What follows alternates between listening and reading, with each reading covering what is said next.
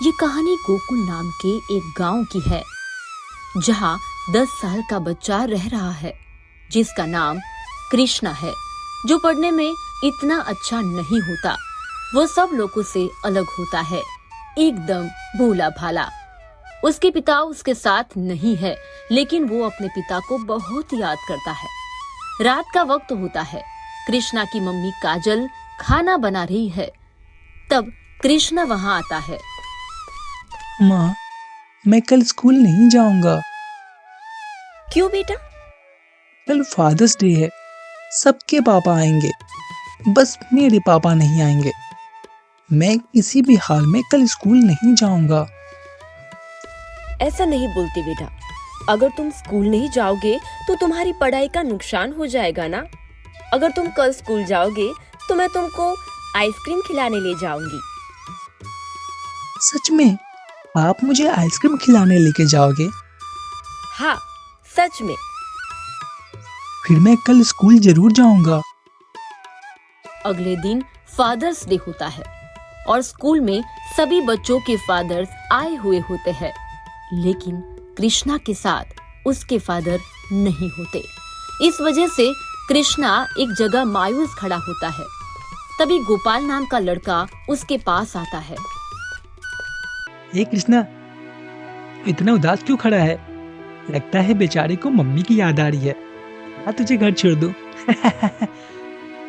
अरे इसको मम्मी की नहीं, पापा की याद आ रही है। क्यों तेरे पापा नहीं आए? अरे होंगे तब तो आएंगे ना। ये सुनकर कृष्णा बहुत दुखी हो जाता है और रोते रोते अपने घर चला जाता है। कृष्णा घर पहुंचते ही अपने पलंग पर जाकर बहुत ज्यादा रोने लगता है। उसकी मम्मी उसको दरवाजे के पास से देखती है और फिर कृष्णा के पास आती है। कृष्णा, क्या हुआ बेटा? तुम क्यों रो रहे हो? अम्मा, मैं कल से स्कूल नहीं जाऊंगा। सब लोग मुझे चिढ़ाते हैं कि तेरे पापा कहाँ हैं, पापा कहाँ हैं। मैं कभी स्कूल नहीं जाऊंगा। चुप हो जाओ बेटा, रोते नहीं। मैं समझ सकती हूँ बेटा तेरी तकलीफ। शायद तुम्हारी किस्मत में ही तकलीफ लिखी है। चुप हो जा बेटा, मैं हूं ना तेरे साथ। रात होती है। कृष्णा अपनी मम्मी के बाजू में सोया हुआ होता है। कृष्णा की मम्मी अपनी बीती हुई जिंदगी के बारे में सोच रही है।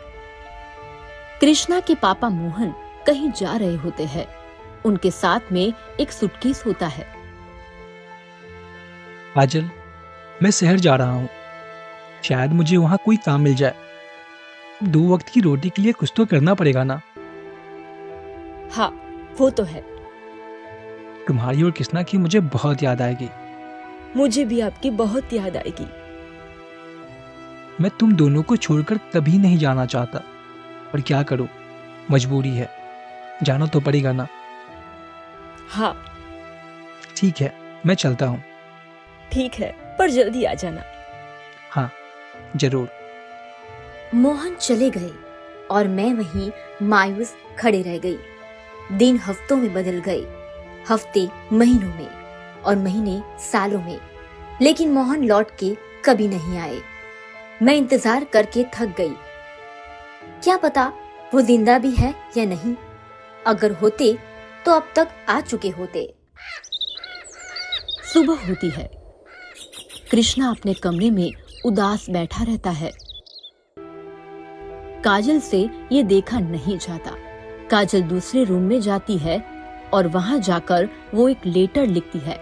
फिर उस लेटर को एक छोटे से बॉक्स में डाल देती है और उसके बाद उस बॉक्स को लेकर कृष्णा के पास जाती है। कृष्णा, ये लो, तुम्हारे पापा ने तुम्हारे लिए गिफ्ट भेजा है। सच में? हाँ, मम्मा, क्या गिफ्ट है? तुम खुद ही खोलकर देख लो। मम्मा, इसमें तो लेटर है। रुको, मैं तुम्हें पढ़कर सुनाती हूँ। अच्छा, ठीक है। मेरे प्यारे बेटा कृष्णा, उम्मीद करता हूँ तुम वहाँ अच्छे होंगे। मैं भी यहाँ अच्छा हूँ। कृष्णा, मैं घर आना चाहता हूँ। तुम्हें घुमाने ले जाना चाहता हूँ। तुम्हारे साथ गांव के मेले देखना चाहता हूँ। लेकिन मेरी 3 शर्त है। अगर तुम वो 3 शर्त पूरी कर देते हो तो मैं घर लौट के आ जाऊंगा। पहली शर्त, तुम मुझे याद नहीं करोगे। दूसरी शर्त, मम्मी के साथ नानी के घर जाओगे। और तीसरी शर्त, एग्जाम में अच्छे नंबरों से पास होंगे। ये 3 शर्त तुम पूरी कर दोगे तो मैं घर लौटकर जल्दी ही आ जाऊंगा। मेरे प्यारे बेटा कृष्णा। लेकिन मम्मी, मैं नानी के घर नहीं जाऊंगा। तो फिर तुम्हारे पापा भी नहीं आएंगे।